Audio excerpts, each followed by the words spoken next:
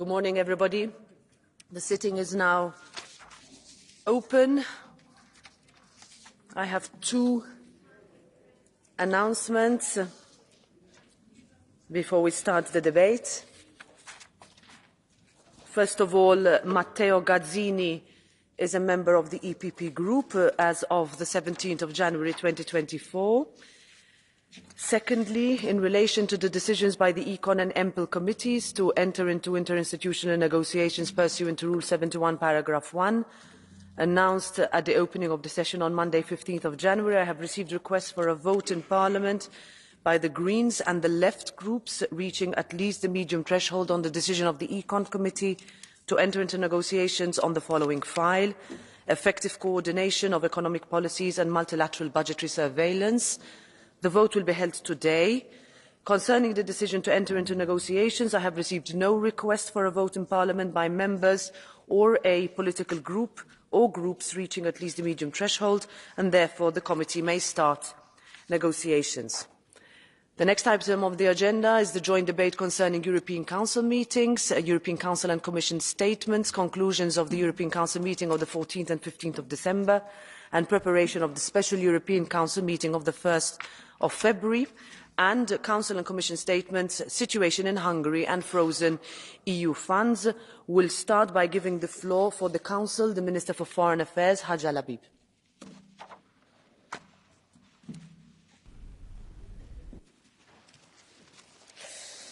Madame la Présidente du Parlement, Madame la Présidente de la Commission, Mesdames et Messieurs les députés, permettez-moi de commencer tout d'abord par un mot sur le Conseil européen.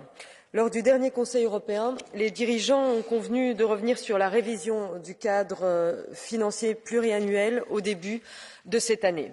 Et comme vous le savez, le président du Conseil européen a ensuite convoqué une réunion extraordinaire du Conseil européen qui sera consacrée à cette question et qui aura lieu le 1er février. L'objectif de ce Conseil extraordinaire est d'obtenir un accord à 27 sur la voie à suivre. Les dirigeants pourront s'appuyer sur les discussions approfondies qu'ils ont eues en décembre, ainsi que sur le travail technique supplémentaire qui a eu lieu ce mois-ci au sein du Conseil. Cela donnera à la présidence un mandat complet pour dialoguer avec les représentants de cette Assemblée avec lesquels la présidence a déjà eu des premiers échanges constructifs. Nous nous réjouissons à l'idée de travailler avec vous à la finalisation rapide de ce paquet crucial. J'en viens maintenant à la deuxième partie de cette discussion commune et je me concentrerai sur la question du gel des fonds de l'Union européenne en Hongrie. Je souhaiterais commencer par rappeler que l'état de droit est et demeure au cœur de notre action politique. Il s'agit d'ailleurs de la première priorité dans le programme de la présidence belge et c'est aussi le fondement de notre Union. Nous devons plus que jamais rester unis pour protéger et renforcer l'état de droit à l'heure où les valeurs de l'Union européenne sont menacées dans un environnement géopolitique qui semble se fragiliser de jour en jour. En ce qui concerne les procédures en cours, notamment pour assurer la protection des intérêts financiers de l'Union ou sur l'article 7, je sais que les présidences précédentes ont toujours tenu le Parlement informé sur l'avancée des travaux de manière régulière et nous en ferons bien sûr de même. En ce qui concerne la procédure prévue à l'article 7, paragraphe 1 concernant la Hongrie, notre présidence a l'intention de poursuivre les travaux au sein du Conseil tout en maintenant un dialogue ouvert et constructif avec la Hongrie. Nous prévoyons une nouvelle audition de la Hongrie lors du Conseil Affaires générales de juin. Alors, en ce qui concerne la question des fonds de l'Union européenne et de ses liens avec l'état de droit, comme vous le savez, plusieurs procédures sont en cours. Sur le plan de la relance, le Conseil a adopté le 8 décembre 2023 la décision d'exécution approuvant le plan pour la reprise et la résilience révisé de la Hongrie. L'enveloppe totale du plan s'élève à 10,4 millions d'euros. La décision d'exécution du Conseil prévoit un ensemble complet de réformes institutionnelles essentielles que la Hongrie doit mettre en œuvre avant que les paiements au titre de la facilité puissent être autorisés par la Commission. Ces réformes portent sur plusieurs questions liées à l'état de droit et servent également à protéger les intérêts financiers de l'Union. À ce jour, La Hongrie n'a reçu que le montant de préfinancement.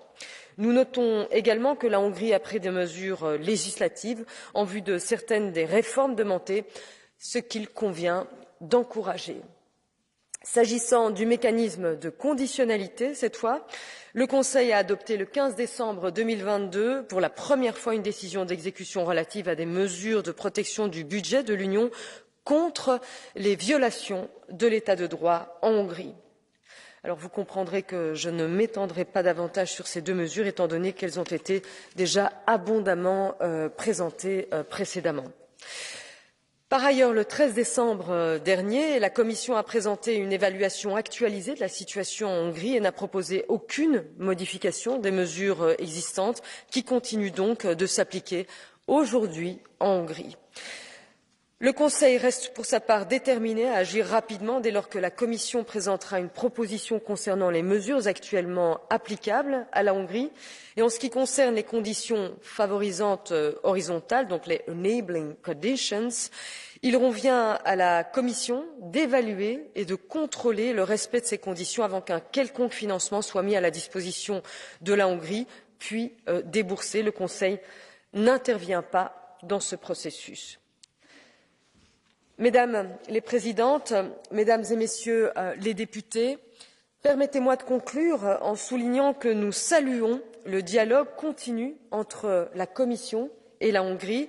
Nous espérons que ces échanges porteront bientôt leurs fruits et qu'ils s'accompagneront, bien sûr, des réformes nécessaires. Le Conseil œuvrera toujours à protéger le budget de l'Union européenne et les intérêts financiers de l'Union européenne. En outre, nous avons pleinement conscience du rôle aussi joué par la Commission que je viens de souligner et qui bénéficie de notre plein soutien. Je vous remercie de votre attention. Merci, Madame Labib. And now I give the floor to the President of the European Commission, Ursula von der Leyen.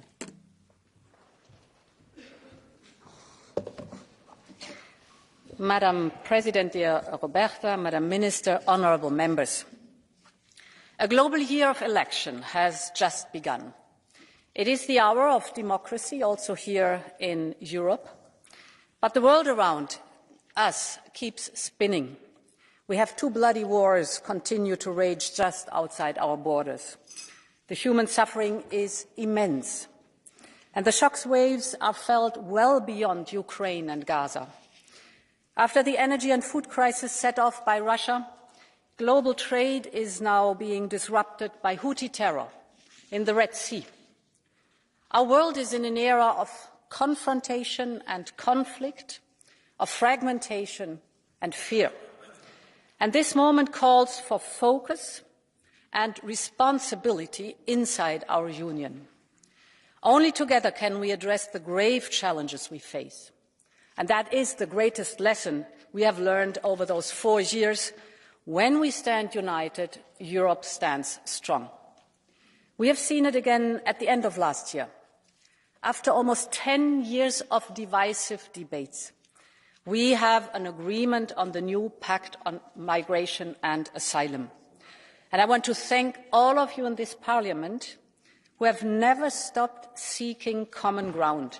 And of course, I count on you and your final green light before the end of this mandate.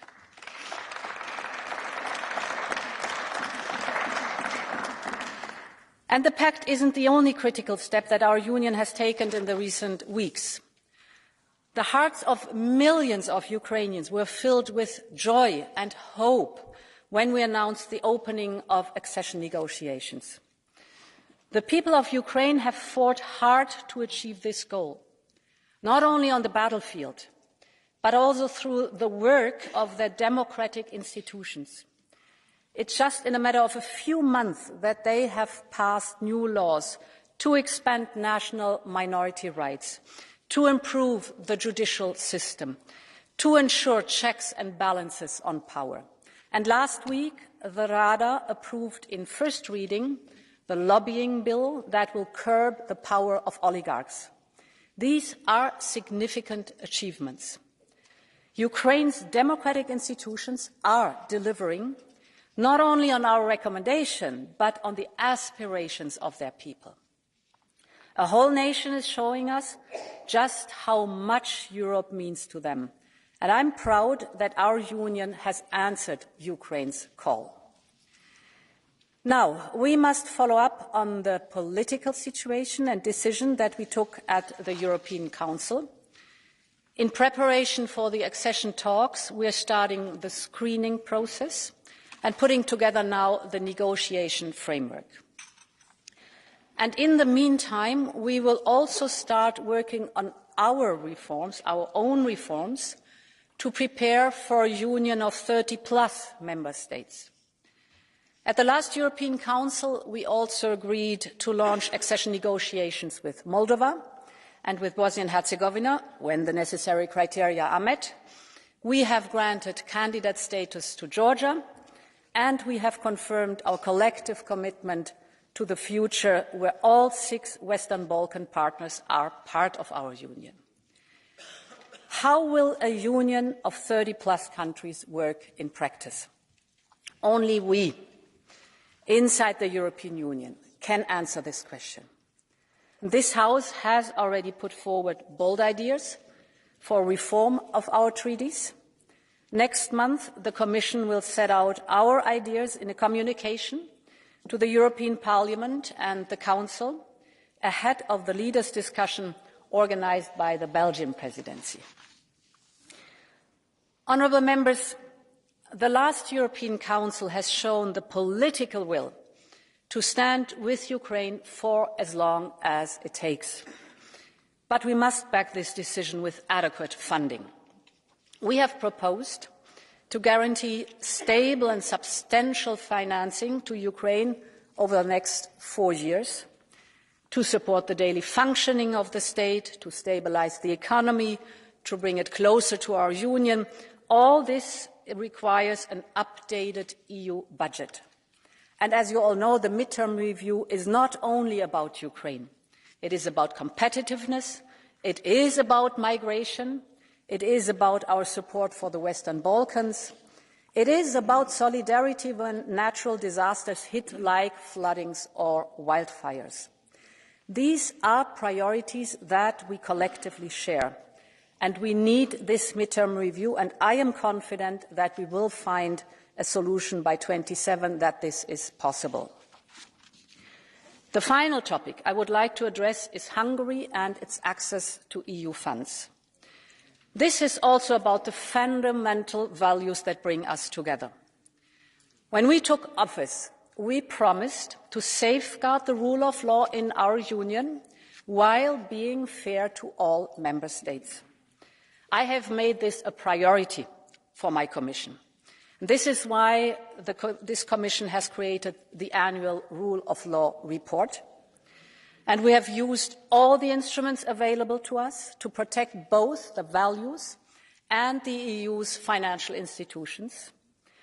Our goal has always been to push for reforms in the member states, that they can improve the life of every European. Last May, Hungary passed a new law on justice reform that addresses a number of our recommendations from the 2022 report. It is a law that strengthens judicial independence and limits the possibility of political interference in the judiciary. This was required for Hungary to meet the conditions for cohesion funds. This is what we requested, and this is what Hungary delivered. Commissioners briefed Parliament beforehand, and of course they stand ready to provide further information anytime. At the same time, around 20 billion euros remain frozen. They are suspended for reasons that include concerns on LGBTIQ rights, academic freedom and asylum rights. Some are blocked under the conditionality mechanism, and they will remain blocked until Hungary fulfills all the necessary conditions. In the meantime, Hungary has also received pre-financing under REPower, like any other member state. This pre-financing is not subject to any condition. These are the rules. We have all agreed to them, and we will follow them. This is what makes the rule of law stand out from arbitrary power. Thank you.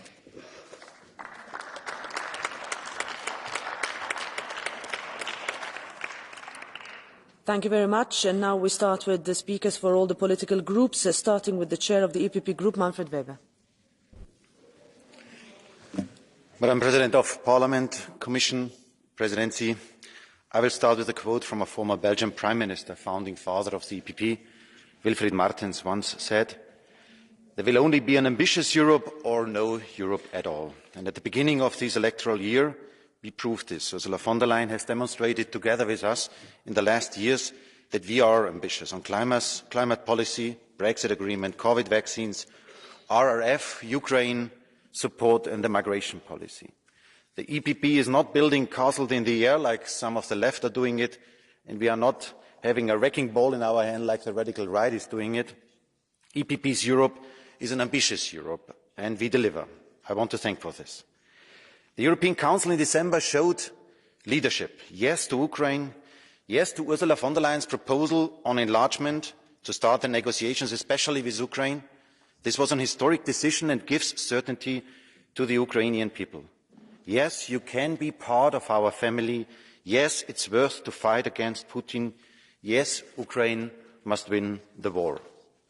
But the European Council also failed when it was about the money, to create certainty on our long-term financing of the European Union. And yes, there is a question now with Viktor Orban and Hungary on the table.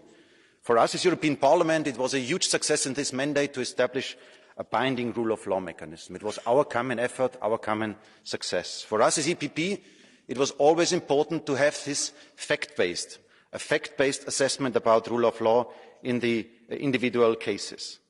For us now, the important thing is that we need further clarification. As EPP, we initiated a letter to ask in the Budget Committee and also in the Cont Committee about the reasoning behind the decision of the Commission.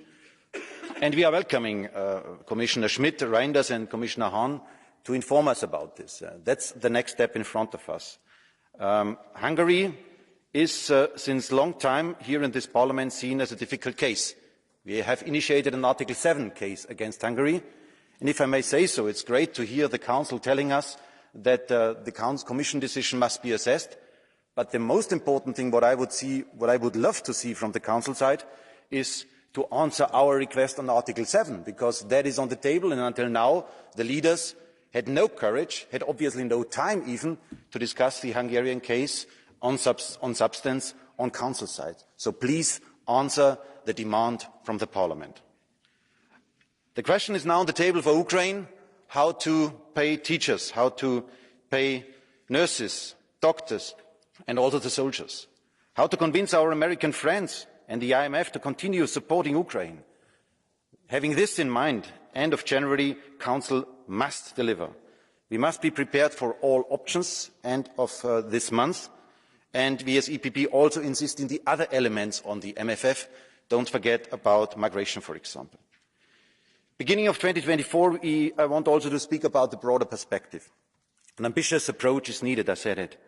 What do we have to do? First of all, we have to come back to a very old idea in Europe. Belgium had already ratified the European Defence Union before it was stopped by the French National Assembly in 1954. 53? Thank you. 9 years after the end of the Second World War. Another former Belgian Prime Minister, former NATO Secretary Paul-Henri Spaak, said rightly afterwards, there are only two types of states in Europe, small states and states that have not yet realized that they are small. Europe must stand united against Putin. Now it's the right moment to build up a European defence pillar. We cannot have 180 different weapon systems, while the US only has 30. Imagine how much we could increase our defence capabilities only with the introduction of a single market for defence systems.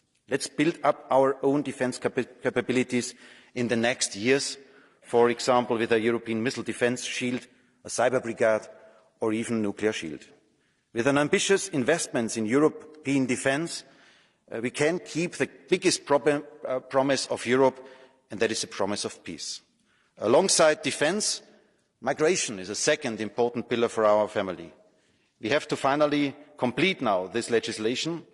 Le Pen, AfD and Orban are trying to torpedo the European solution because they want to use the substance of this problem for their egoistic political benefit.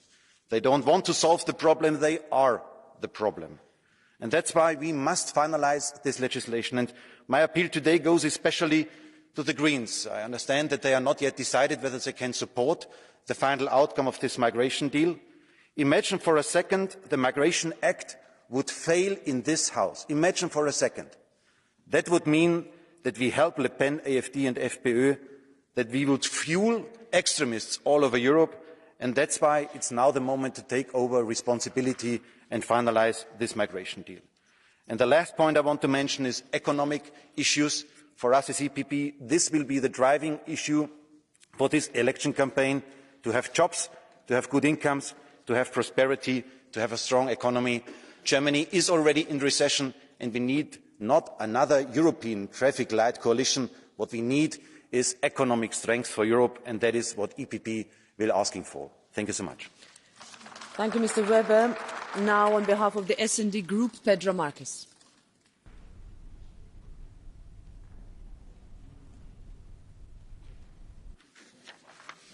Thank you, Madam President, Council, dear President von der Leyen, colleagues. I want to start by saying that whomever leads the Council on its special meeting on the 1st of February needs to show enough strength and leadership to overcome the blackmail of Orban and deliver on the EU budget and the support to Ukraine. Europe is again, yet again, at an existential moment. Europeans are looking at us. European leaders need to show that they can actually be respected by our citizens and the whole world. Who could tell that through this mandate our geopolitical Europe would indeed be tested so much? Yes, we delivered in the vaccines altogether, but too many of them were sold to the developed world while the rest of the world was looking at us in agony. Yes, we delivered with resolve to the Ukrainians for these 2 years, including by opening the negotiations for accession just months ago. But when the US are starting to falter, we are not yet filling the gap, even if it is our security, our values, and our freedom that is being fought for on those fields. We are taking too long to create our own strategic autonomy in a world that is much more confrontational now. We are giving up to the blackmail of Orban, and all the bullies in Europe are rejoicing with that. The Europeans are suffering, and the populists, they are laughing at it, because they will grow from anger and frustration, turning suffering and fear into hatred. And now at this critical moment, we are faced with a proposal to eventually start cutting on our policies that can help those that are suffering to pay for the interests of Next-Gen EU. We cannot do more, like helping the Ukrainians or all the correct priorities you identified, Madam President, with less, at the cost of other policies, like cohesion policy. The Europeans want fair transitions and better housing for all. They want to reinforce our social economic model, not to see it endangered by austerity policies imposed by the Council. We will fight as a Parliament for social convergence and sustainable investment in the new fiscal rules. The populists, the neo-fascists, the anti-European that now you worry about, Mr. Weber, those are coming now out of every corner. They are raising their arms into the open air, fueling from people's frustrations. The Europeans are asking us, where is Brussels when we need it? This is a defining moment. Europe needs to find strength and the will to fight hatred yet again. Thank you. Thank you, Mr. Marques. Now for Renew Europe, Guy Verhofstadt. Thank you, President. So, Mrs. von der Leyen, can I ask you a simple question? A very simple question. That is, are you going to repeat the practice that happened during the previous European Council in December? You remember that? The blackmail by Viktor Orban to use the veto. And then, just before that European Council, the defreezing of this I think it was 11 billion in exchange to the fact that he leaves the room. That was the deal, 11 billion, and you leave the room. So my question to you is, are you going to do that again? Because it could happen on the 1st of February. That is that he again use his veto now for another thing, not for the accession negotiations, but for liberating the 50 billion of funds that are desperately needed for Ukraine. And I have to tell you very openly before you answer that if your answer is a yes, then you will run, I think, in big troubles here in this Parliament, not only with me, not only with my group, but I think with the vast majority of this Parliament. I have to tell you, giving in to the blackmail of Orban, like it happened in December, has to stop now, and also the compromises that have been put on the table to slice, to make a little, a yearly portion of that money, or to give a mid-term review on that money, are not a compromise, because it's simply opening the door for more blackmailing by Orban in the coming years. So the appeal that I want to launch to you, hopefully I think in the name of the vast majority of this Parliament, is stay inside the treaties and pick up your role that you have as the guardian of the treaties, because there are sufficient solutions to give this money to Ukraine inside the provisions of the treaty of today. You don't need to every time give in to the blackmail of Orban. You could propose a face-saving emergency clause or break, like we call it, at 27. That could be a solution. Or you could go into enhanced cooperation with 26 under the control of the European Parliament, because enhanced cooperation is controlled by the European Parliament. Or ultimately, you can indeed propose to the Council to take away the voting right based on Article 7, paragraph 2 of the treaty, so that we can decide with unanimity on 26. That's another proposal. Thank you. So in any way, I know I have a very bad reputation in this House, and maybe also with you, I don't know. And I have also from time to time a bad character. I'm sometimes even reckless in my positions. But can I ask you one thing, to be a little bit of all that concerning Orban? Thank you, Mr. Verhofstadt. And finally, the battle on Hungary is not a battle on Hungary, it's a battle on the liberal democracy in Europe. Okay, Mr. And that battle, we need to win it, and not to give in on it. I give the floor now to the co-president of the Green Group, Terry Reintke. Thanks, Madam President. Dear colleagues, dear representatives of the Council, dear Commission. Sometimes in politics it is worthwhile to take a step back and to look at the bigger picture. And sometimes I ask myself, how does the European Union look to others from the outside? We stood together in difficult times during the corona pandemic, also when Russia brutally invaded Ukraine. We stood at the side of Ukraine and we stood united. We should actually right now be considered a strong and meaningful actor in the world.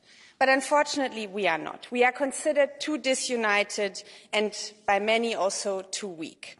And that is mostly due to one person, one man who we let do whatever he pleases to get what he wants, who we let blackmail and ridicule the rest of the European Union. Viktor Orban. He attacks minorities, he dismantles press freedom, he dismantles the independence of the judiciary, he weakens Europe, he disables Europe's ability to act. Now vis-à-vis Ukraine, but I can tell you China is closely watching, obviously the US and the rest of the world. All for his friend Vladimir Putin and his own pockets. And what do the other member states do?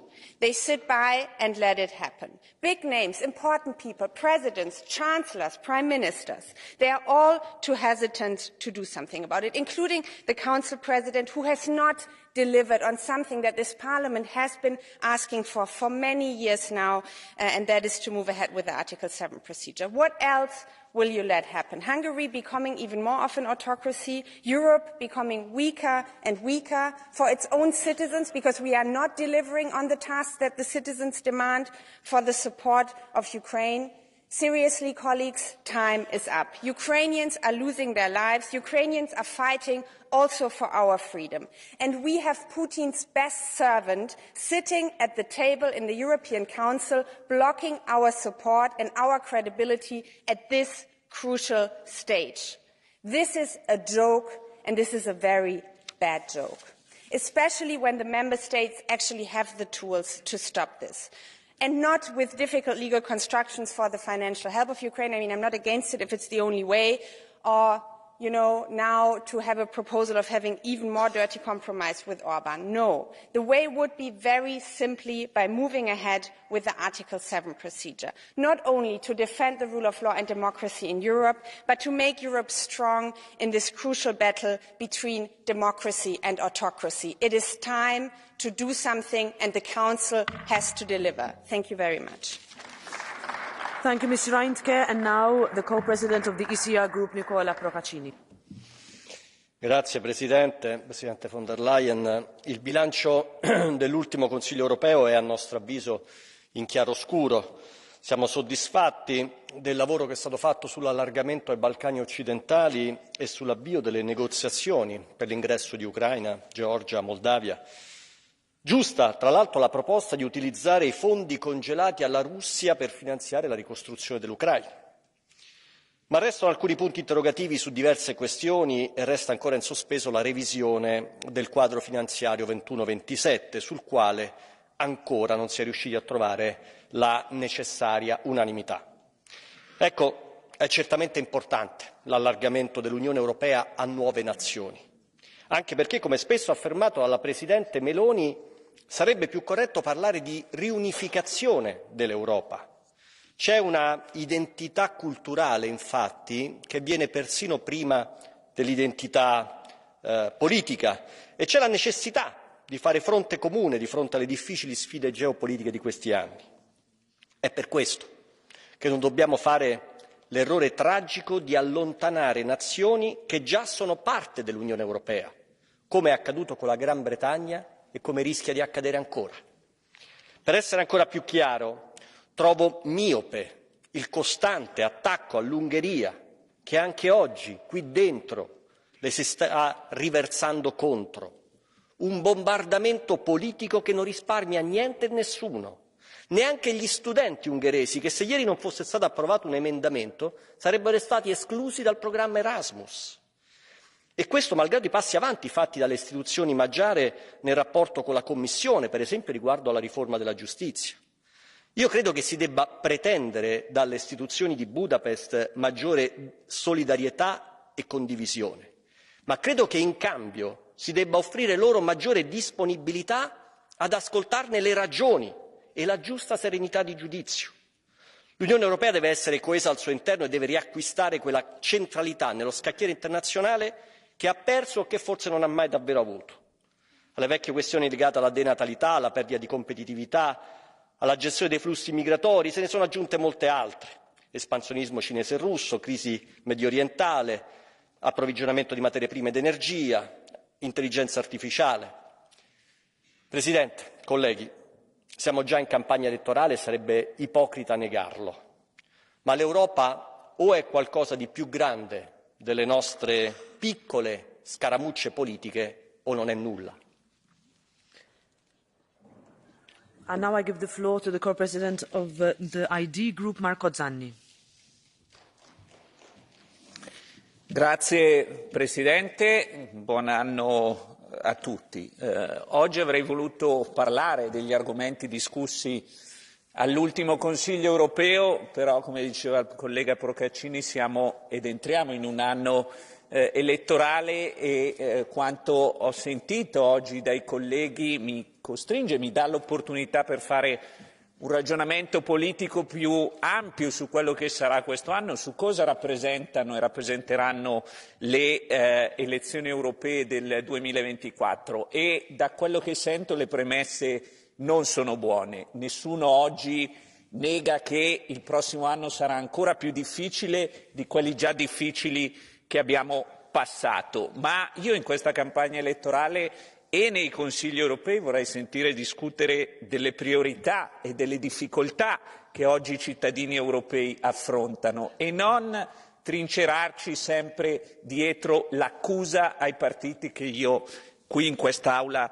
rappresento. Ho sentito parlare del pericolo populista, ogni sessione plenaria abbiamo dei dibattiti assurdi sul pericolo dei partiti che rappresento, ma facciamo fatica e soprattutto chi ha governato queste istituzioni negli ultimi 30 anni fa fatica a capire che il successo dei partiti che rappresento è il risultato dei vostri errori, è il risultato delle politiche che avete portato avanti negli ultimi 30 anni ed è il risultato anche di quello che poi si palesa nelle riunioni del Consiglio, cioè di un'Europa divisa che invece che concentrarsi su un metodo condiviso forza delle posizioni che poi creano divisione.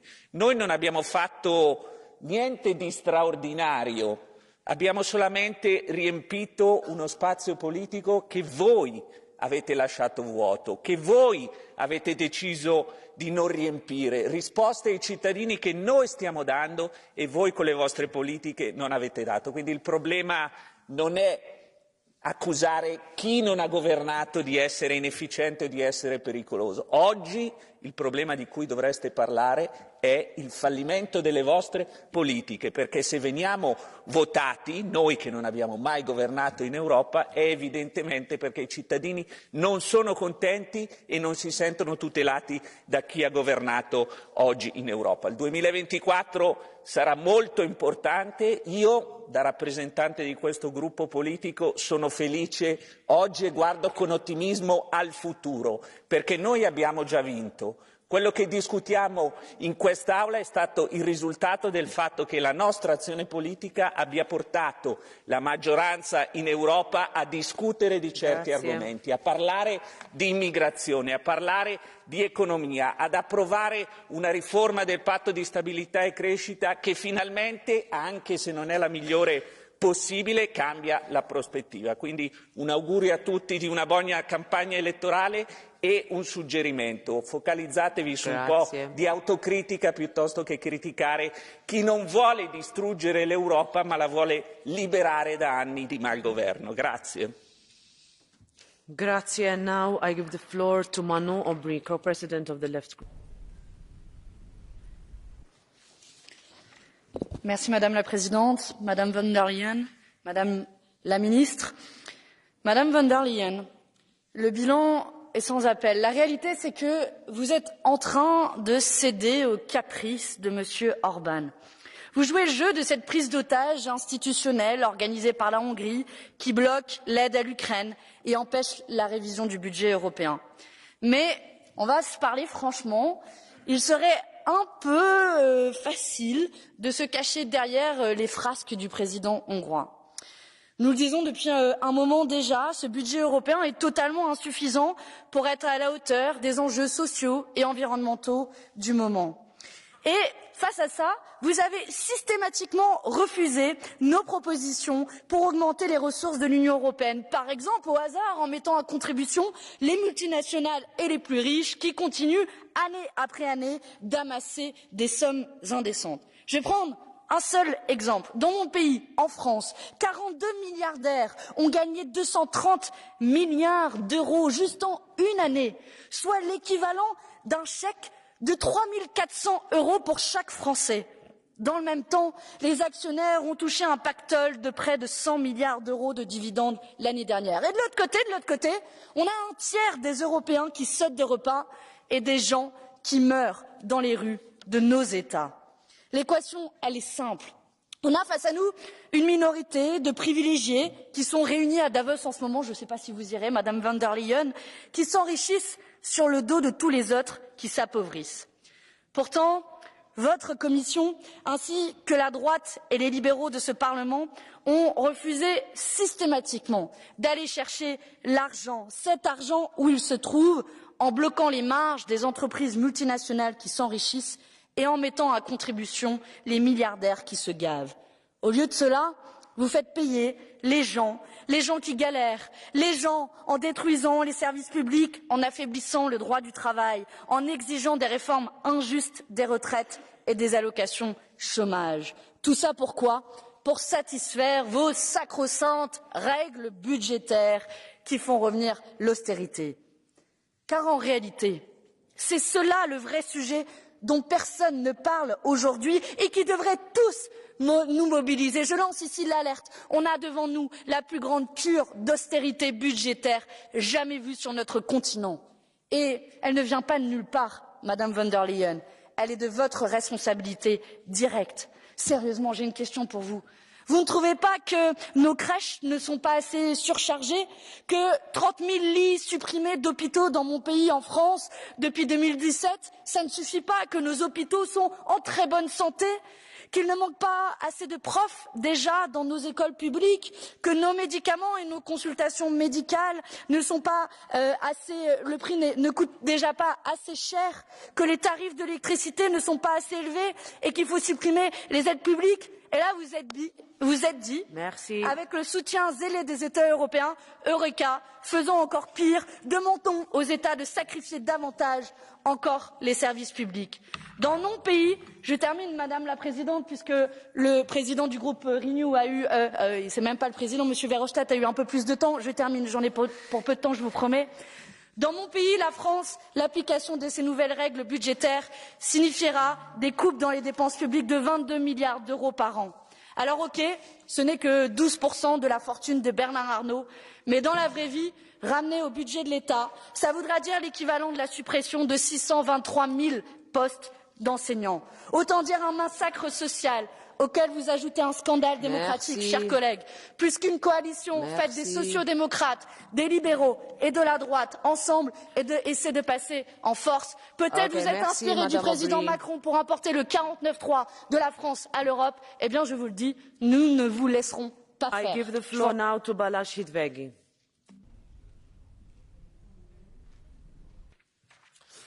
Thank you, President.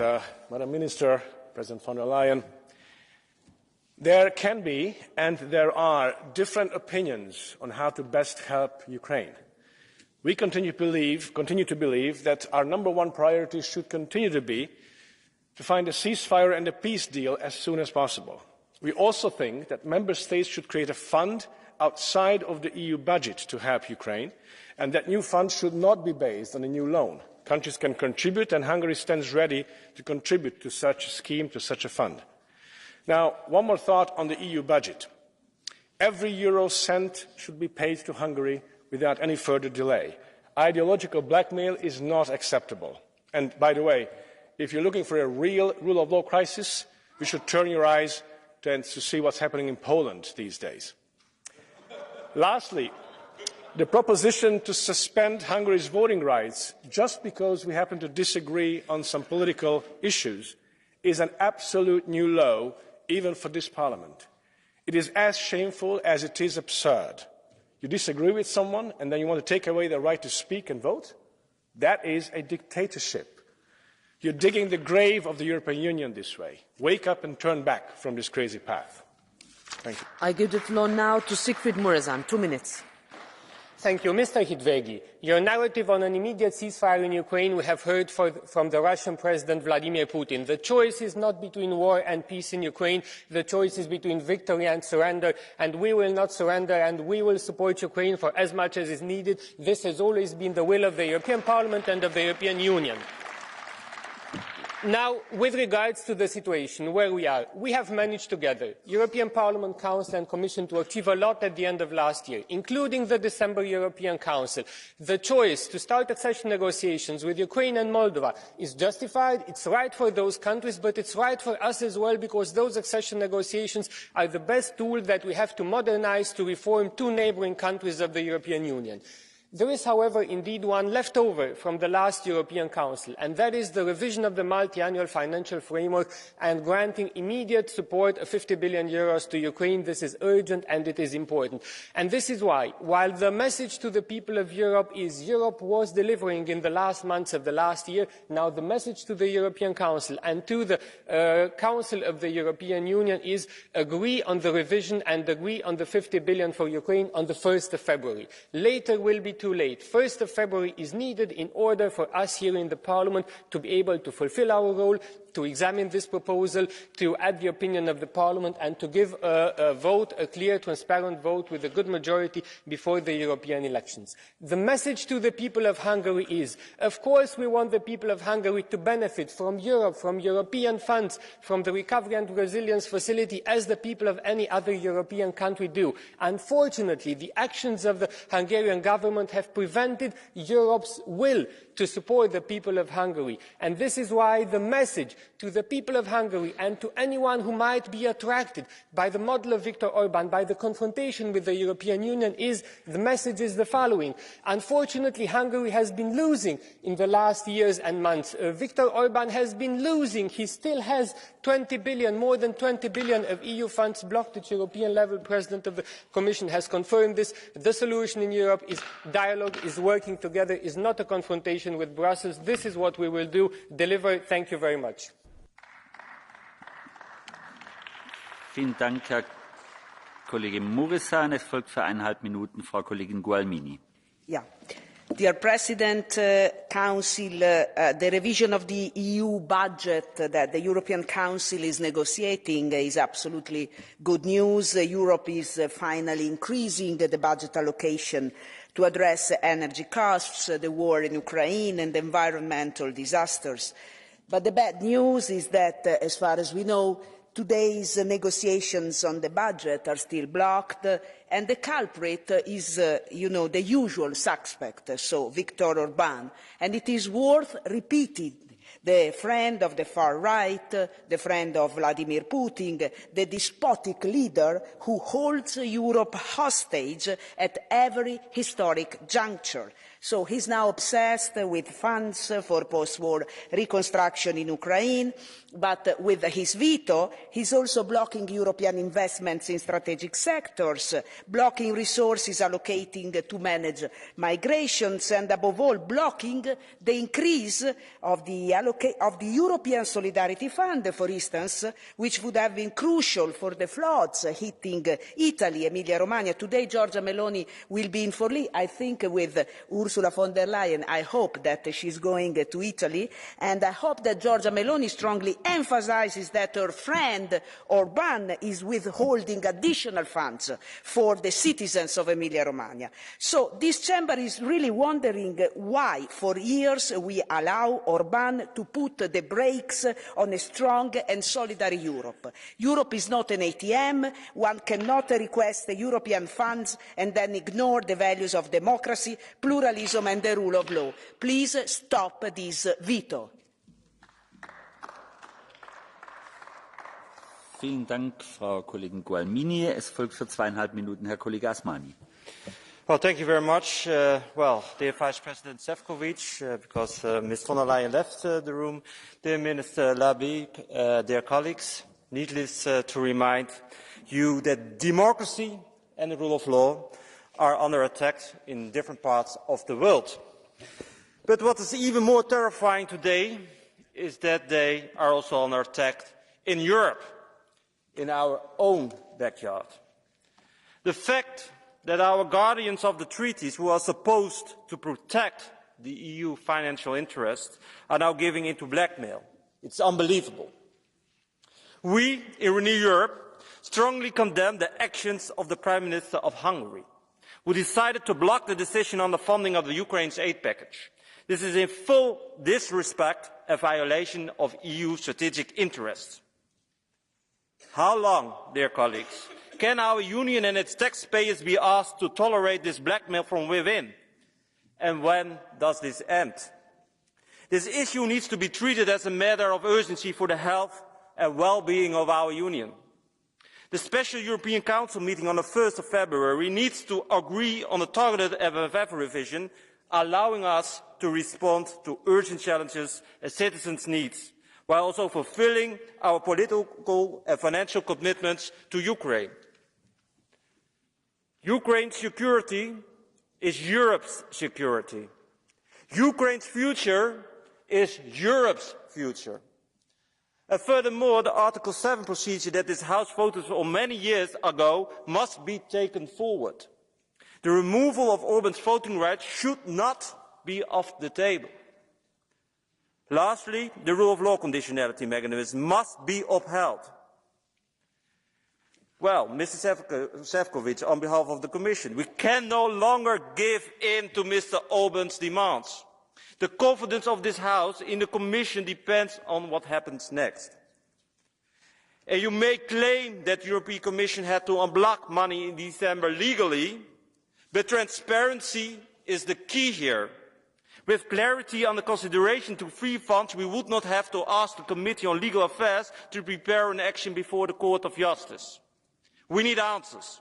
And can you imagine that European elections are around the corner and we have a debate on Viktor Orban's latest demands? This is deeply regrettable. Let us stand with Ukraine and mean it. Let us agree on a budget worthy of our challenges. Let us start to focus on the many achievements of this mandate and the way forward. Let us really begin to work on a stronger Europe and show our citizens what stronger together really means. Thank you. Vielen Dank, Herr Kollege Asmani. Es folgt für 1,5 Minuten Frau Kollegin Delbos-Corfield. European democracy may be dying. This is not an overdramatic sentence that I'm using to get your attention. It's exactly what is happening.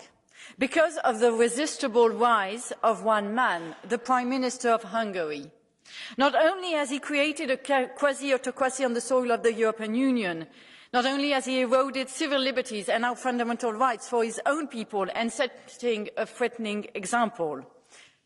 Not only has he put on bottom foot in the middle of the system and become the voice of the Kremlin around the table, but over the last few years he has been playing you, blackmailing every member state more and more and in a systematic way. The EU has made this politician stronger. The Commission gave him the money for him to capture the power and install his oligarchy. And the Council empowered him by accepting to give him leverage and set the rules. And at the end of your presidency, Belgians, you will be giving this man the keys of the House. This will pave the way for him to set the agenda, say whatever he wants about Russia and Ukraine, and represent the EU in our name. It is inconceivable, but leaders of Europe have decided to not do anything about it. It is time to take the game out of his hands. Belgian presidency, you need to put back the recommendations on the table. You have already started working on this. You can find the needed qualified majority. How is it possible that today we are still not having enough member states around the table who are courageous to vote on simple recommendations? And you need to prepare for the future. That means Article 7.2. It is time to seriously think about withdrawing the voting rights of Viktor Orban. But most of all today, you urgently need to find a way to not give the presidency of the EU to a quasi-autocrat. Vielen Dank, Frau Kollegin Delbos-Corfield. Colleague Delbos-Corfield, do you allow a question of colleague Todt? Yes. Colleague Todt.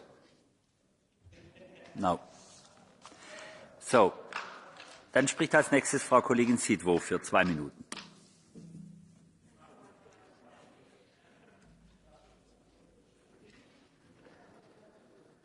Panie Przewodniczący, Szanowni Państwo! Czy niemieccy rolnicy, niemieccy transportowcy protestujący przez cały tydzień są szczęśliwi z polityki, którą prowadzi Unia Europejska? Czy są populistami? Czy może obawiają się o swoją przyszłość? Bo to, co zaproponowano w Unii Europejskiej, te zmiany, które dotyczą między innymi spraw gospodarczych, rysują przed nimi bardzo złą przyszłość i oni o tym wiedzą. Przewodniczący grupy EPL, pan Weber, powiedział, że najważniejsze dla tej grupy jest gospodarka i na tym będziecie się skupiali w najbliższej kampanii wyborczej.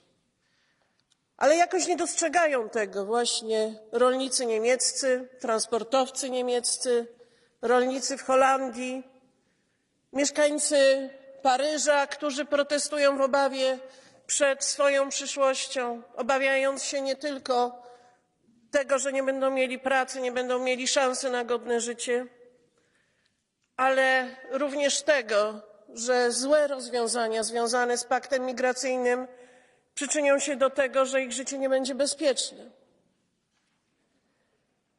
Większość liberalna, lewicowa ma bardzo dobre samopoczucie. Opowiadacie Państwo przez całą tę kadencję o świetlanej przyszłości Europy.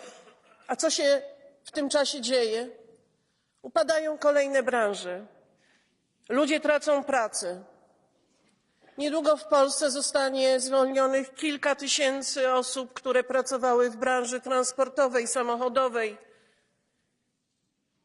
To są wyniki waszych decyzji, które były podejmowane między innymi w związku z pakietem Fit for 55, pakietem migracyjnym czy innymi rozwiązaniami.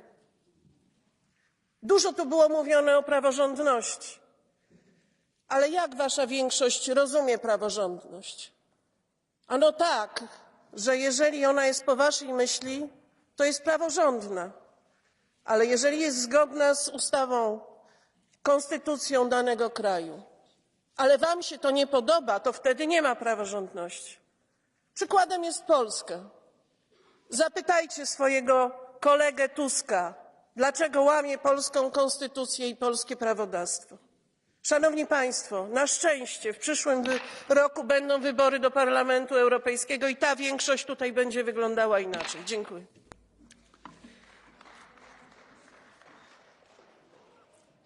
Vielen Dank, Frau Kollegin Sidwo. Es folgt für 2,5 Minuten Herr Kollege Bardella.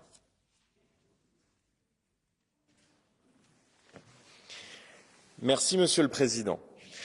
Je veux vous parler aujourd'hui de la détresse de ceux qui nous nourrissent. Alors qu'un vent de colère se lève partout en Europe, nous devons affirmer ici que l'agriculture telle que nous l'aimons n'est pas vouée à disparaître. Alors qu'un agriculteur français sur 3 vit avec près de 350 € par mois, que le nombre d'exploitations chute année après année, notre modèle agricole vit un plan social qui ne dit pas son nom. À l'heure où nous nous parlons, ceux qui ne comptent jamais leurs heures et leurs efforts doivent désormais compter ce qu'il leur reste à la fin du mois.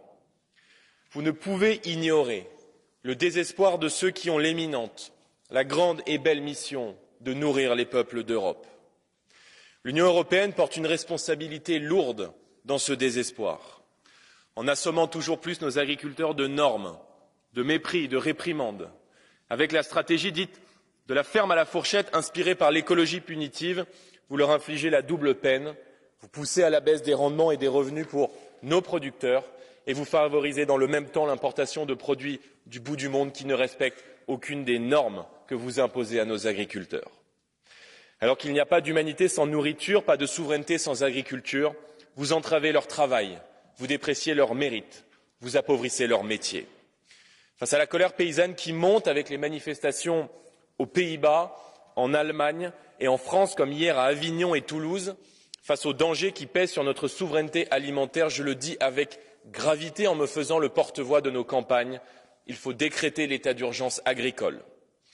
Exonération d'impôts sur les transmissions, moratoire sur les accords de libre-échange, fin de l'écologie punitive, garantie des prix, priorité dans la commande publique, sobriété normative pour la survie de notre agriculture, sa pérennité et son renouveau. Il faut agir et le faire vite. De la survie d'une agriculture puissante dans un monde incertain dépend notre sécurité alimentaire au XXIe siècle, mais aussi notre patrimoine. L'agriculture est une filière stratégique qui forge notre économie, nos terroirs et nos territoires autant qu'elle symbolise notre héritage et notre identité. Agissez pour protéger nos libertés. Agissez pour eux, pour nos agriculteurs et nos campagnes, avant qu'il ne soit trop tard. Vielen Dank, Herr Kollege Bardella. Es folgt für 1,5 Minuten Herr Kollege Papadimoulis. Ευχαριστώ, κύριε Πρόεδρε. Η Σύνοδος Κορυφής του Δεκεμβρίου ήταν μια παταγώδης αποτυχία. Παζάρια και παρασκηνιακές συμφωνίες με τον κύριο Όρμπαν, μπλόκο στην αναθεώρηση του πολυετούς δημοσιονομικού πλαισίου, ούτε μια λέξη στα συμπεράσματα για το συνεχιζόμενο μακελιός της Γάζα αντί για την απέτηση για μια άμεση εκεχηρία.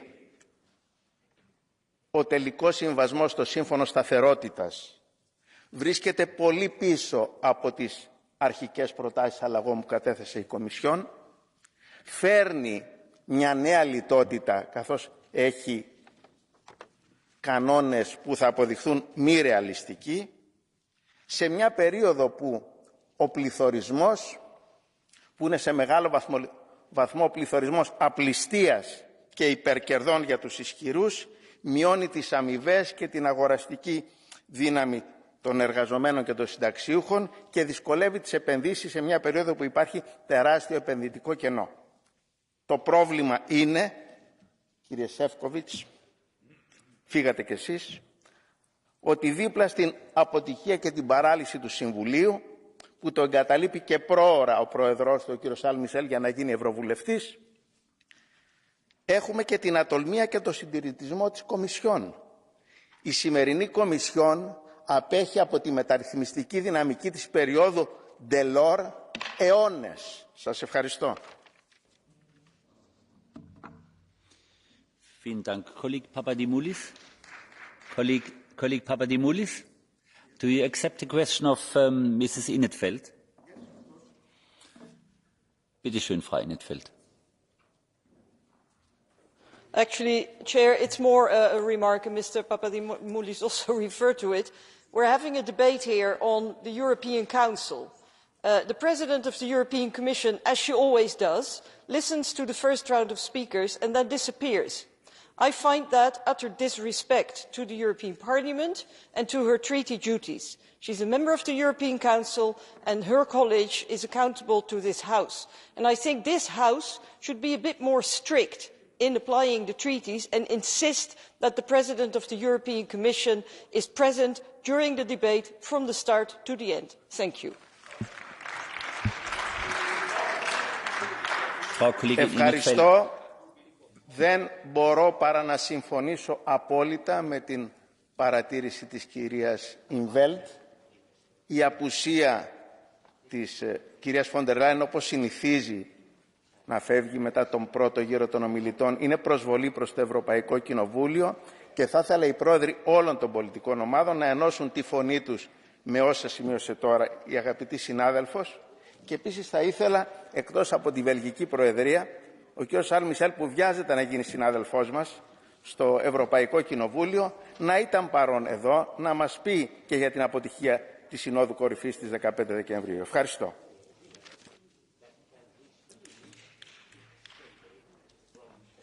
Vielen Dank, Frau Kollegin Inetfeld. Diesen Kommentar hätten Sie auch leicht als Frage an den Herrn Papadimoulis kleiden können, dann wäre das problemlos gewesen. Ansonsten war das, was Sie gesagt haben, eine Wortmeldung zur Geschäftsordnung und da hätten Sie sich auch zur Geschäftsordnung melden können. Es spricht als nächstes Herr Kollege Gyöngyösi. Köszönöm, elnök úr. Mindenek előtt szögezzük le, hogy Magyarország számára rendkívül káros, hogy az Orbáni politika következményeként olyan kezdeményezések megszülethetnek, mint a szavazati jog felfüggesztése a tanácsban, a soros elnökség elvonása, vagy akár az országnak járó uniós források megvonása. Azonban nem gondolhatják komolyan, tisztelt képviselőtársaim, tisztelt bizottság, hogy miközben a demokrácia védelméért szállnak síkra, szerződésekben rögzített jogokat írnak felül politikai kezdeményezéssel. Orbánt és rendszerét pont ez a tehetetlen vergődés és szánalmas komédia hízlalja, amit itt tandemben művelnek évek óta. Ha valóban tenni akarnak Orbán rendszere ellen, akkor ne Magyarországot szégyenítsék meg, és ne a magyarság egészét sújtó javaslatokkal álljanak elő, hanem olyannal, amely magát a rendszernek a fejét és oligarcháit sújtja. Tudjuk, kik ők. Vonják meg hát tőlük a pénzeket, fagyasszák be nyugati bankszámláikat, tiltsák ki cégeiket az európai piacokról. Ezt a nyelvet érteni Orbán. Az EU pedig ezzel nem csak neki, de minden más orosz érdekeket szolgáló rendszernek is üzenne egyben. Kevesebb színjáték, több bátorság. Köszönöm. Vielen Dank, Herr Kollege Djendzsi. Kollege Djendzsi, colleague, do you accept the question of colleague Novak? Frau Kollegin Novak.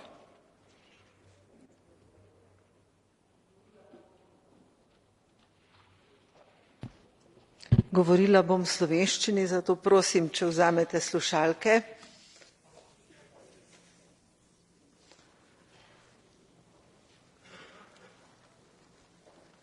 Sprašujem vas, kaj vi menite o naložbah Orbanovega zeta. Naprimer, Forbes Srbija poroča, velikopotezni posli Orbanovega zeta v Beogradu kupil kar 5 poslovnih parkov, 11 poslovnih stavb. Vrednost te naložbe znaša okoli 275 milijonov evrov. Zato vas sprašujem, kaj vi menite, od kod izvira to bogastvo Orbanovega zeta in zakaj te naložbe drugje, pa ne v Madžarsko?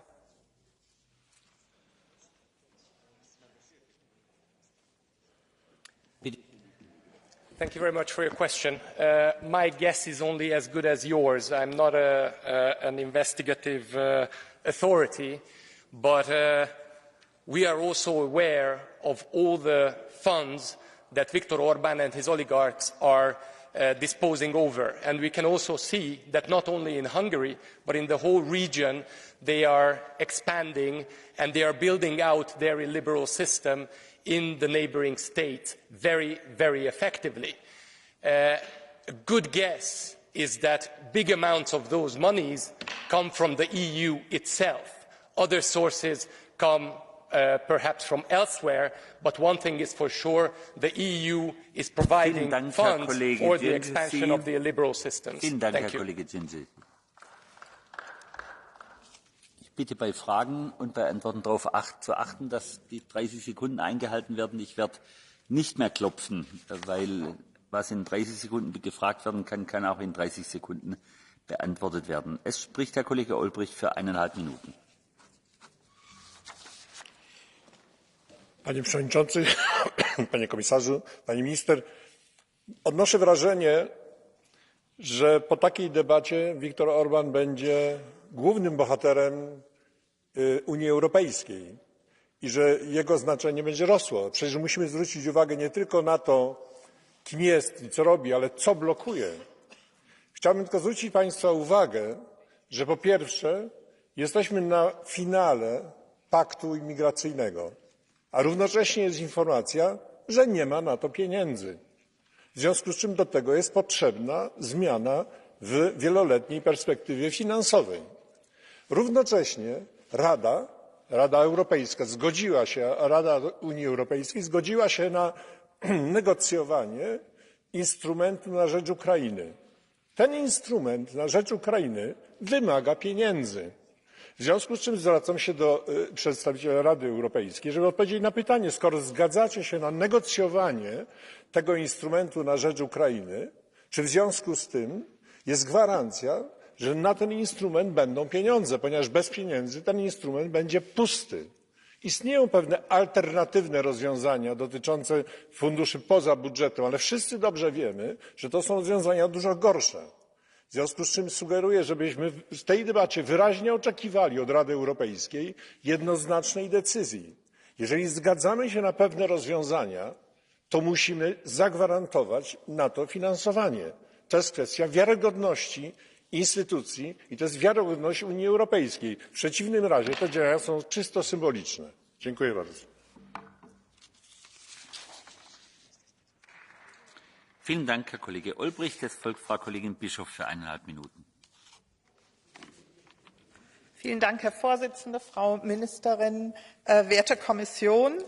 Wir haben es doch in der Hand, ob wir es weiter zulassen wollen, dass solche Erpressungsmanöver wirklich beendet werden und dass sie überhaupt nicht mehr möglich sind in Zukunft.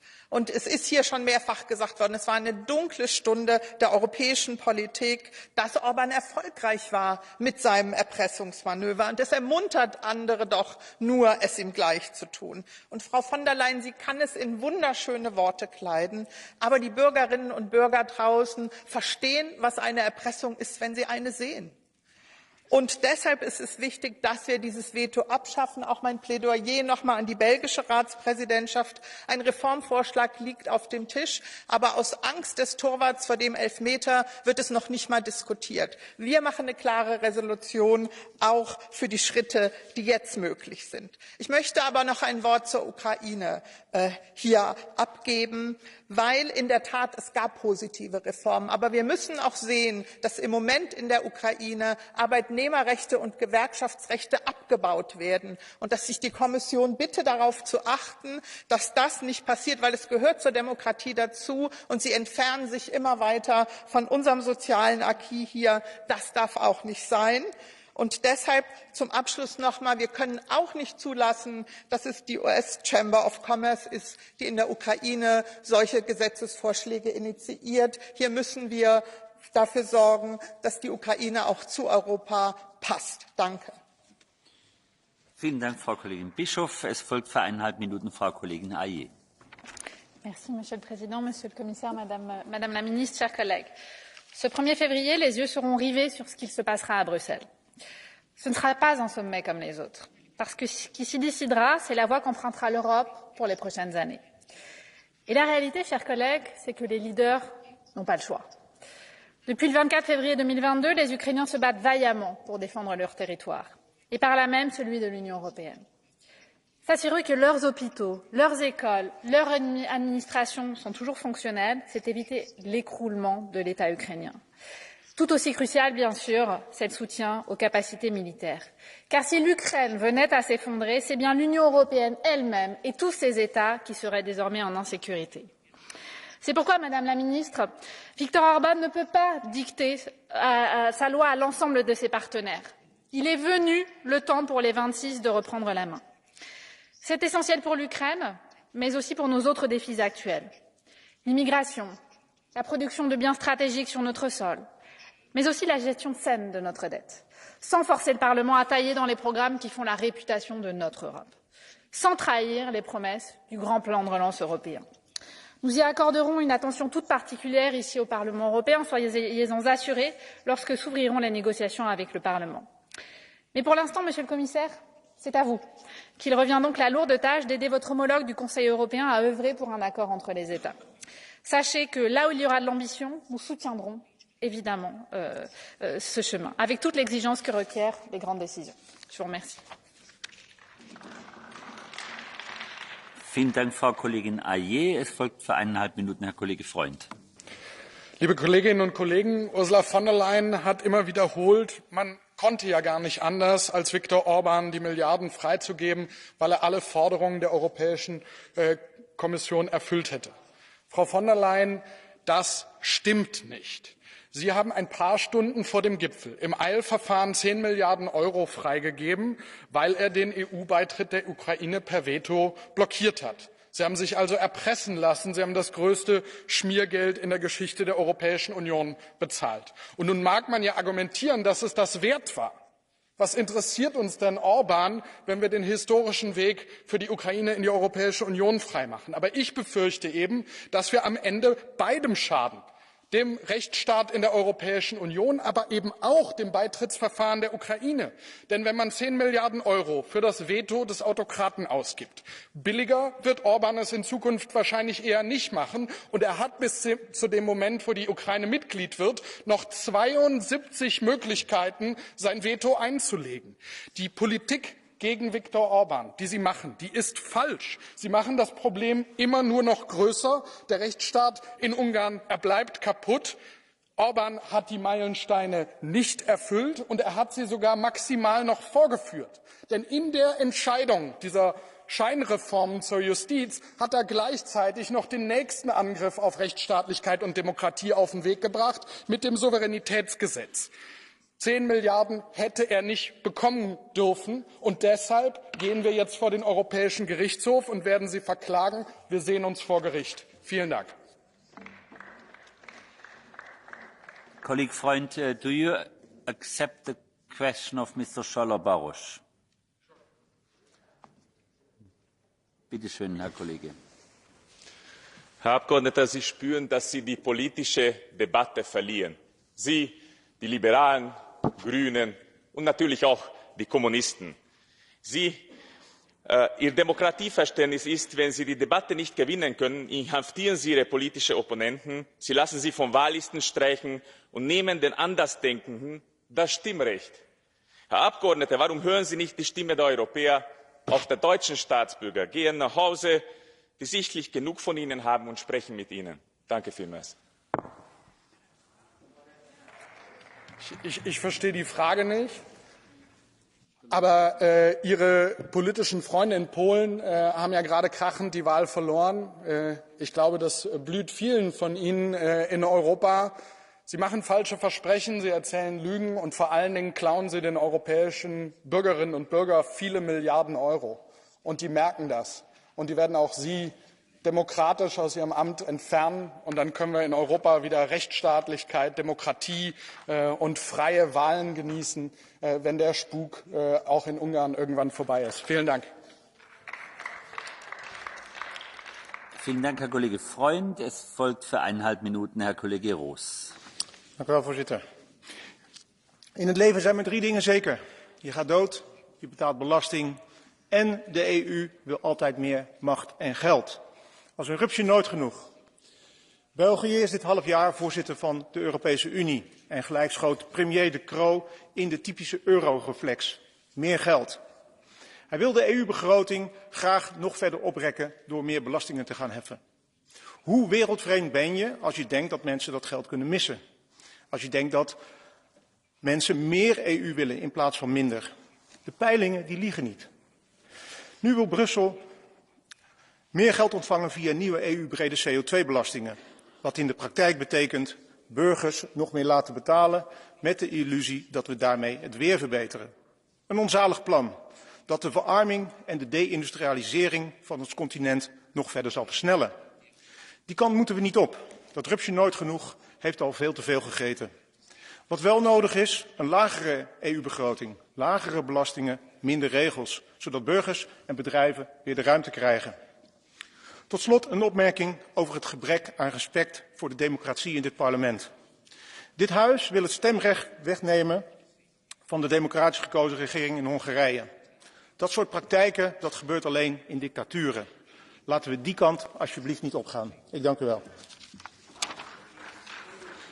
Vielen Dank, Herr Kollege Roos. Es folgt für 1,5 Minuten Herr Kollege Madison.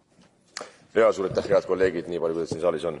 Esiteks enamus teist on muidugi loomulikult kurtnud Ungari üle ja nõudnud hääleõiguse äravõtmist, veto võimaldamisest ilma jäämist. Ja siin alati käib küsimus, et kuigi ma isiklikult ei ole küll alati nõus sellega, mida Ungari teeb, eriti mis puudutab Venemaad ja Ukrainat, siis mul jääb nagu küsimuseks alati, et kuidas on võimalik kellegi hääleõigus ära võtta ainult sellepärast, et Euroopa Komisjonile või enamusele siin saalis föderalistidest ei meeldi see, mida üks riik teeb. Ehk et kui Ungari ütleb, et hei mehed, teate, me tahaks oma raha kätte saada, et me andsime mandaadi Euroopa Komisjonile, et võtta ajaloo suurimat laenu ligi 800 miljardit eurot ja me tahaks nüüd oma osa kätte saada, sest me andsime ju mandaadi ja volitusele jaoks, ja siis Euroopa Komisjon ütleb, et teate ei, te ikkagi mulle ei meeldi, te ei tee seda, toda ja kolmandat ja me teile seda raha kätte ei anna. Ja nüüd, kui Ungari hakkab nagu vastu võitlema, ütlema, et kuulge, aga ma ka siis nagu ei mängi teiste asjaga kaasa, et paneme veto peale siia ja sinna, kui ma oma raha kätte ei saa, siis kõik karjuvad ja kisendavad nagu sead aia vahel, et appikene, mida Ungari teeb. Et mul on küsimus see, et kus on see nagu järgmine koht, mõni järgmine riik, kui on võimul mõni, ma ei tea, mitte sobiv erakond, kes teeb teile mitte meeldivat poliitikat, kelle jätame hääleõigust ilma. Nagu justkui mingisugune, teate, alamklassi riik Euroopas, sest te ikka siin pole võrdsed Euroopa Liidu föderalistidega. Ja lõpuks teiseks, ma tahan rõhutada, et paljud mängivad emotsioonidele, mis puudutab 50 miljardit eurot Ukrainale. Ukrainat tuleb toetada, kuid tuleb anda sõjalist abi ja Ungari õnneks ei saa ega pole takistanud sõjalise abi andmist, mida Saksamaa ja Prantsusmaa ei ole.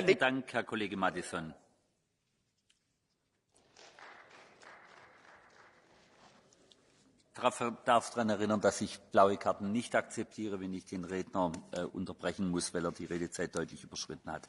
Es folgt Herr Kollege Björk für 1,5 Minuten. In Hungary, we have an autocrat government. We have witnessed a downward spiral when it comes to media freedoms, human rights, LGBTQI rights, women's rights, the independence of the judiciary. Hungary is no longer a full democracy, it's an oligarchic regime, and in addition, Orban is the best friend of Putin in the EU.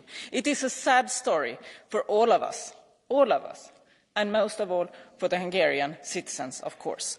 And we all have a responsibility to change this. It's a responsibility to support civil society, democratic forces, all the ones that work tirelessly to restore democracy in Hungary. But we also have the responsibility to act here, in this House and in the EU institutions. And I look at the Commission. You have the responsibility not to reward Orban financially for dismantling democracy. So no more disbursement of money to Orban's regime. And the Council, I look at the Belgian presidency. Unless we do something, on the 1st of July, Orban's regime and his government will take over the EU presidency. It is a disaster for all of us to have him and his government at the reins of our common work. So you have the power, but you also have the duty to act now, to suspend the Hungarian presidency. And I hope all the colleagues here will vote for the suspension of the Hungarian presidency, because if we don't do that, we let his way of doing oligarchic politics spread throughout Europe. We can stop it, and we will do it. Thank you. Vielen Dank, Frau Kollegin Björk. Es folgt für 1 Minute Frau Kollegin Danzi. Presidente, lo stallo in cui ci troviamo oggi sugli aiuti finanziari all'Ucraina e al bilancio europeo nasce da un peccato originale, il diritto di veto concesso a un solo paese. Non si decide all'unanimità né nelle famiglie né nei condomini, a maggior ragione quando si parla di politica internazionale e di istituzioni. Bisogna togliere il diritto di voto a Orban attivando l'articolo 7, ma ciò non basta. Per mettere fine ai suoi ricatti bisogna cambiare i trattati e decidere a maggioranza. Non a caso i nemici dell'integrazione che alimentano il malcontento e i loro voti sulle nostre indecisioni sono contrari a questa modifica. Come Movimento 5 Stelle noi diciamo sì agli aiuti finanziari all'Ucraina perché la guerra non si ferma con le armi, ma con la solidarietà e con una ferma e decisa azione diplomatica unionale. Al prossimo Consiglio non deludiamo le speranze di pace dei cittadini.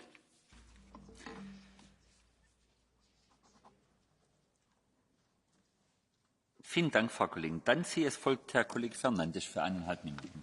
Muito obrigado, Sr. Presidente, caras e caros colegas. Não é aceitável que um governante, um único governante, o Sr. Viktor Orban, prejudique os cidadãos europeus, os 450 milhões de cidadãos europeus, com a sua chantagem e com o seu bloqueio.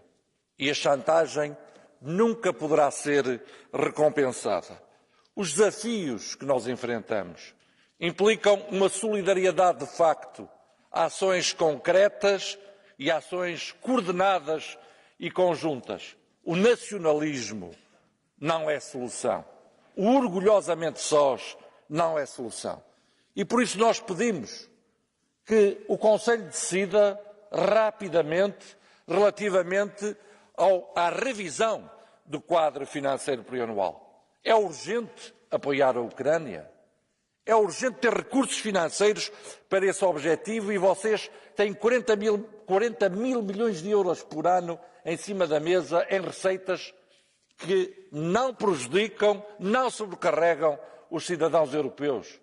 É urgente vocês decidirem para termos recursos para as migrações, para investimentos estratégicos, para a autonomia estratégica da União Europeia. E por isso nós esperamos que no próximo Conselho vocês decidam e que o Conselho não seja a soma de 27 egoísmos nacionais. Muito obrigado.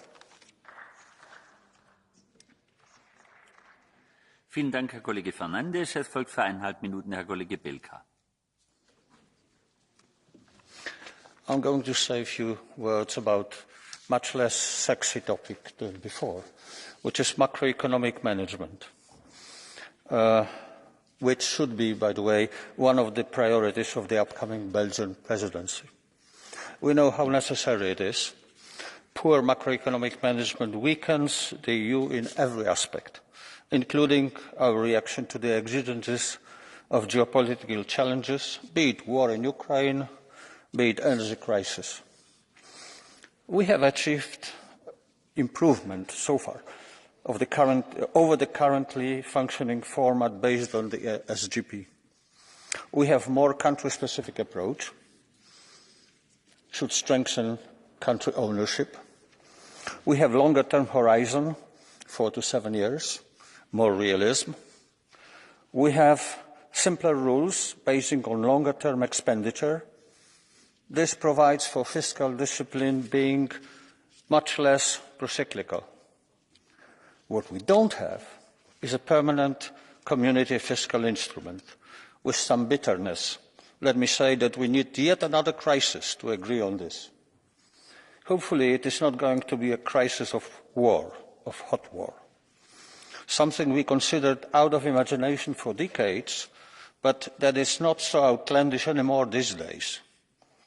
We need budgetary space for military effort, especially in view of the looming problems within NATO after the upcoming November election in the US.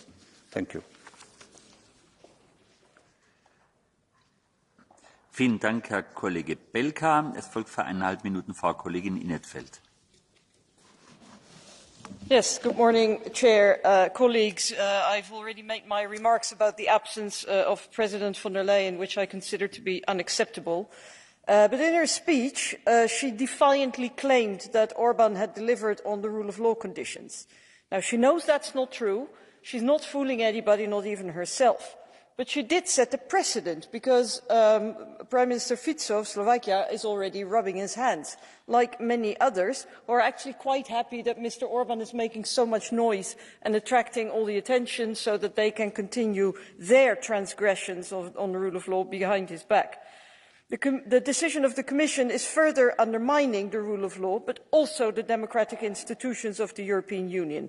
The problem here is not one man or one country. The problem is that the European Commission no longer acts as the guardian of the treaties, but as the lapdog of the member states. And this House, unfortunately, indulges her. Mrs. von der Leyen broke the law by ignoring the conditionality rules. But even more seriously, she violated the treaties, because the timing of the decision on the eve of the summit proves beyond any doubt that it was meant to serve the European Council. And that, colleagues, is contrary to the requirement of independence of the European Commission. Now, this House will take the European Commission to court, and that's fine, but we also have to do our duty of political accountability.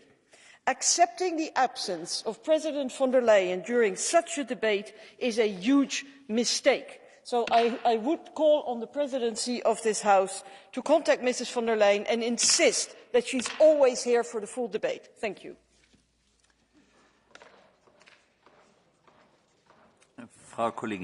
Vielen Dank, Frau Kollegin in 't Veld. Es folgt für 1 Minute Herr Kollege Andresen. Vielen Dank. Vor 2 Tagen hat der ehemalige US-Präsident Donald Trump die erste Vorwahl der US-Republikaner in Iowa gewonnen. Und die bittere Wahrheit ist, dass er eventuell in einem Jahr wieder US-Präsident sein könnte. Und darauf müssen wir uns vorbereiten. Und das tun wir nicht. Und zur Vorbereitung gehört auch ein EU-Haushalt, der handlungsfähig ist und mit dem wir investieren können. 620 Milliarden Euro zusätzliche Investitionen laut Kommission brauchen wir, um unsere Wirtschaft wettbewerbsfähig und klimagerecht zu machen.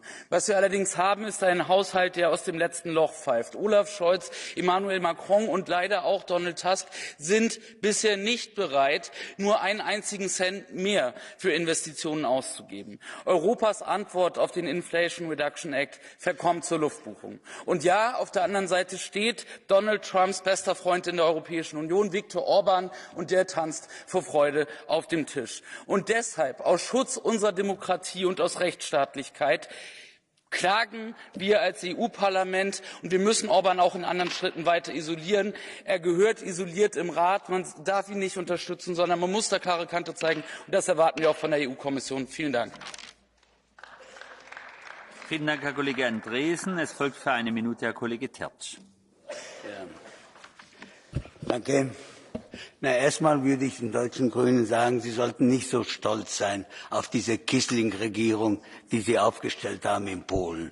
Ne, also ohne die massive Hilfe von Deutschland und von dieser Kommission wäre es nie zu diesem Resultat gekommen. Bueno, das erstens. Zweitens.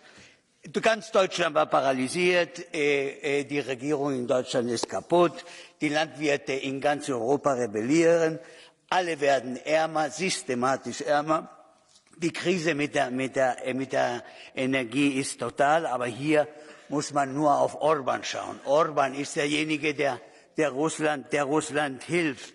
Nein, die Deutschen haben Russland sehr geholfen mit ihrer Weigerung, nicht wahr, die nötigen Waffen zu liefern.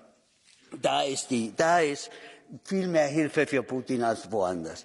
Und Hungría se ha puesto en el camino correcto y sin embargo se le sigue castigando. En España hay un golpe de Estado, en España hay una amnistía ahora para los terroristas, para los golpistas y los terroristas, y el gobierno y la Comisión Europea está mandando decenas de miles de millones a España. Dankeschön. Nächster Redner ist Herr Harald Wilimski, bitte schön. Danke. Danke. Sí. Please, you have to address the plenary. La señora Aubry ha hablado Sorry, Mr. Terch, your speaking time is over. Thank you very much. Ha hablado 2 minutos y medio, y a mí no me deja pasarme 10 segundos. I just started chairing, Mr. Dear colleague. I just started chairing, so I didn't privilege any other colleague before. So, das Wort hat jetzt der Kollege Harald Wilimski. Bitte schön. Dankeschön. Ich habe den Kollegen Tertsch auf Spanisch nicht verstanden, weil ich des Spanischen nicht mächtig bin. Aber ich glaube, dass er sich aufgeregt hat darüber, dass diejenigen, die hier kritische Worte verbreiten, abgedreht werden vom Präsidium und dass diejenigen, die hier im Sinne dieses EU-Zentralismus reden, mehr und mehr an Zeit zur Verfügung gestellt bekommen. So, kommen wir zum eigentlichen Thema, dem ich mich widmen möchte, nämlich der Ungarn-Frage. Ich bin ja ein bisschen schon im Verdacht, auch ein halber Ungar zu sein, nachdem ich mehrfach auch schon für Ungarn das Wort ergriffen habe, was nicht der Fall ist. Ich bin zu 100% Österreicher und habe aber auch ein hohes Gerechtigkeitsempfinden, weil ich glaube, die Art und Weise, wie hier mit Ungarn und seiner Bevölkerung umgegangen wird, nicht redlich, nicht anständig ist. Ungarn sind ein wertvoller Teil der europäischen Völkerfamilie und haben es sich nicht verdient, behandelt zu werden, so wie sie die Ungarn behandeln.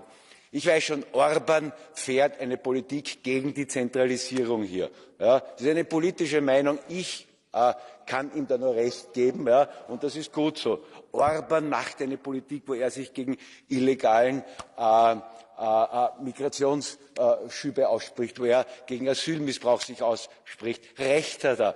Orban macht eine Politik, wo er sich für konservative Werte und für die Familie ausspricht. Recht hat er. Wenn man etwas tun möchte, wo etwas nicht in Ordnung ist, widmen Sie sich bitte den Dingen hier, widmen Sie sich dem Beschaffungsvorgang etwa im Covid-Impfstoffbereich, wo immer noch die Kommunikation zwischen der Kommissionspräsidentin und dem Pfizer-Chef unter Verschluss ist und den 100.000 Euro in den Reihen der Sozialdemokraten Katar. Danke, dass Sie auch mir das Wort abdrehen. Ja. Ich habe Ihnen 20 Sekunden Zusatz erlaubt. Nächster Redner ist der Kollege Ivan Vilibor Sinčić. Hvala vam. Naime, istaknuti hrvatski televizijski novinar jednom je rekao, ušli smo u EU da bi mogli raditi u Europi. Pa ima li neka unija u koju treba ući da bi dostojanstveno radili u Hrvatskoj? Odgovorio sam. U prvom desetljeću nakon Domovinskog rata domaći izdajnici za kikiriki su europskim korporacijama prodali 95% hrvatskih banaka, telekomunikacije, velik udio u naftnoj, farmaceutskoj i drugim industrijama. Što nije prodano u prvom desetljeću, prodano je u drugom desetljeću, uključujući turističke kapacitete. Kakvi kopenhaški kriteriji i vladavina prava, molim vas lijepo. Ukrajina ili ono što ostane nakon što se sklopi mir postaje savršen kandidat za Uniju. Osiromašena, demografski prepolovljena, preplavljena korupcijom i ratnim profiterima, dužna do Boga na sve strane. Zemlja u takvom stanju lako se odriče obiteljskog srebra. Zelenski je već sastančio s američkim BlackRockom koji cilja na poljoprivredne površine Ukrajine. Što ostane radno sposobnog stanovništva od ukrajinskog naroda doći će raditi u zapadnu Europu. Moji Hrvati se danas pitaju za što su se borili. Ukrajincima želim bolju sudbinu. Hvala. Thank you very much. Next speaker is Mr. Petri Sarvamaa, please. Thank you, Chair. Now let's start with the fact. The European Union decision-making is paralyzed. The Council should face with this fact and start doing something about it. Article 7.2 was not put in the treaty for nothing. It's there for a reason. So please, roll up your sleeves and start the work to save this European Union. Another fact, the Commission would have had time to make the decision on those 10.2 billion euros after the last notification letter from Hungary on December 12th. But the Commission rushed to the decision in 22 hours, simply to make it before the European Council meeting. And we still don't have really a very good idea on the basis of that decision. But we will find out. We will roll our sleeves. We will do the digging once again, and we are ready to use the legal means that we have. So this is unfortunately where we are on this continent, in this European Union. And from the citizens' point of view, it sure doesn't look good. Vast majority of people simply cannot understand why one member state is let to keep 26 others hostage. Thank you very much, That Mr. is not Sarvamaa. democracy.